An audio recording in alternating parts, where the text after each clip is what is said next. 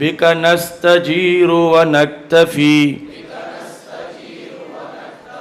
يا صاحب اللطف الخفي بك نستجير ونكتفي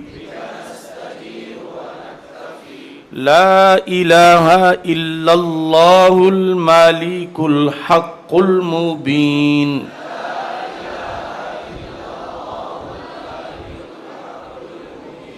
لا إله إلا الله الملك الحق المبين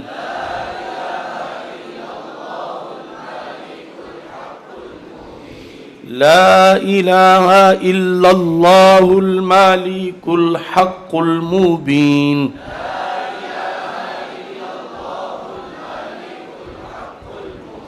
محمد رسول الله شفيع المذنبين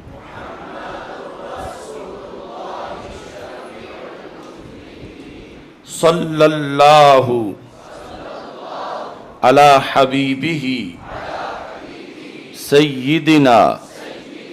ومولانا محمد وآله وأصحابه أجمعين صلى الله على حبيبه سيدنا ومولانا محمد وآله وأصحابه أجمعين صلى الله على حبيبه سيدنا ومولانا محمد وآله وأصحابه أجمعين بسم الله الرحمن الرحيم بسم الله وتوكلت على الله بسم الله افتتحت وعلى الله توكلت بسم الله افتتحت وعلى الله توكلت بسم الله افتتحت وعلى الله توكلت بسم الله الرحمن الرحيم رب يسر ولا تعسر وتمم بالخير وبك نستعين رب يسر ولا تعسر وتمم بالخير وبه نستعين رب يسر ولا تعسر وتمم بالخير وبك نستعين صلى الله على حبيبه سيدنا ومولانا محمد وآله وأصحابه أجمعين رب اشرح لي صدري ويسر لي أمري واحلل عقدة من لساني يفقه قولي صلى الله على حبيبه سيدنا ومولانا محمد وآله وأصحابه أجمعين بسم الله الرحمن الرحيم والصلاة والسلام على رسوله الكريم وعلى آلہ وأصحابہ اجمعین۔ رب ذوالجلال کا کروڑوں بار شکر ہے کہ اس نے ایک بار پھر ہمیں علوم دینیہ کا یہ کارواں منزل کی طرف رواں دواں کرنے کی توفیق عطا فرمائے۔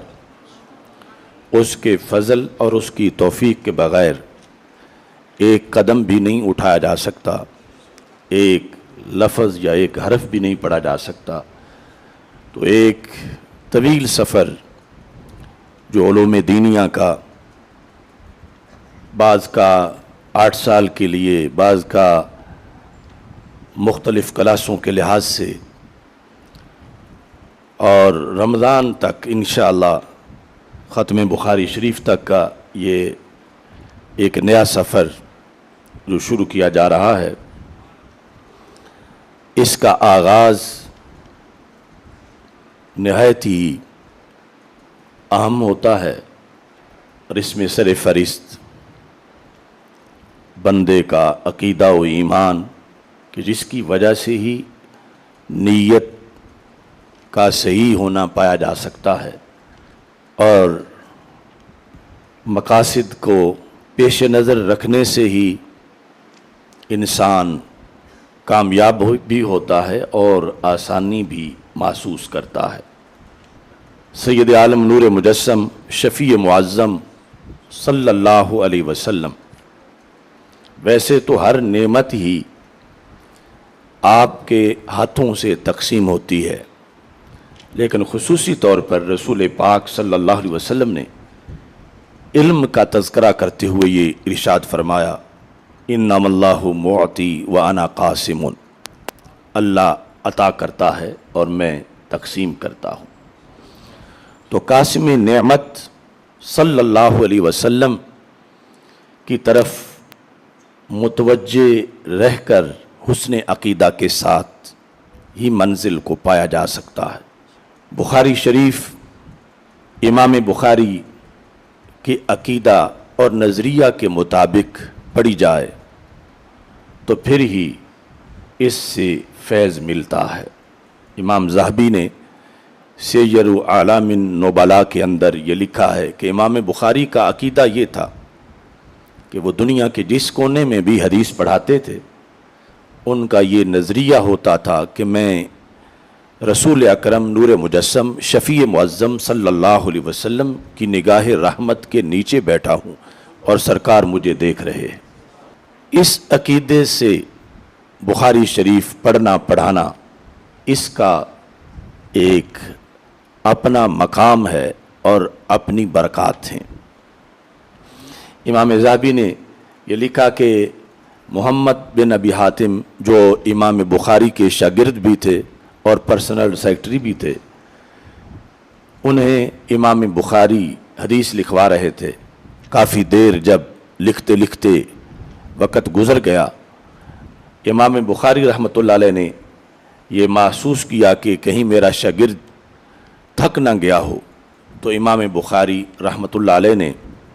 اسے تسکین دینے کے لیے اپنا عقیدہ بیان کیا۔ ان اہل الملاہی فی ملاہیہم والتجار فی تجاراتہم واہل الصناعات فی صناعاتہم فانت مع النبی واصحابہ صلی اللہ علیہ وسلم۔ آپ نے فرمایا کہ تو بڑا خوش نصیب ہے کہ تجھے اللہ نے اس مقصد کے لیے چنا۔ فرمایا جو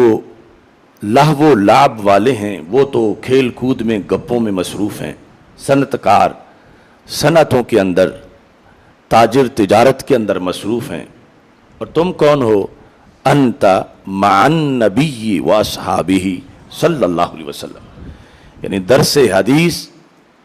اور حدیث کی کتابت میں جو وقت تمہارا گزر رہا ہے، تم دور نہیں، انت مع النبی صلی اللہ علیہ وسلم، تجھے اللہ نے رسول اکرم صلی اللہ علیہ وسلم کی معیت، سنگت اور صحبت عطا فرمائی ہے، اور تم اگرچہ دور بیٹھے ہو اور زمانہ رسول اکرم صلی اللہ علیہ وسلم کی ظاہری حیات سے کافی آگے گزر چکا ہے، لیکن انت مع النبی و اصحابہ، تم نے رسول اکرم صلی اللہ علیہ وسلم اور آپ کے صحابہ رضی اللہ تعالی عنہم کی معیت میں اتنا وقت گزارا ہے۔ تو اس بنیاد پر علوم دینیہ کے حصول میں بندے کو یہ نیت روزانہ صبح تازہ کرنی چاہیے کہ باقی دنیا باقی مصروفیات میں ہے اور میں رسول اکرم صلی اللہ علیہ وسلم کے مشن کا جو پہلا محاذ ہے میں اس کی تیاری کے لیے مصروف ہوں، اور رسول اکرم صلی اللہ علیہ وسلم کے دین کو زندہ رکھنے کے لیے میں اپنے آپ کو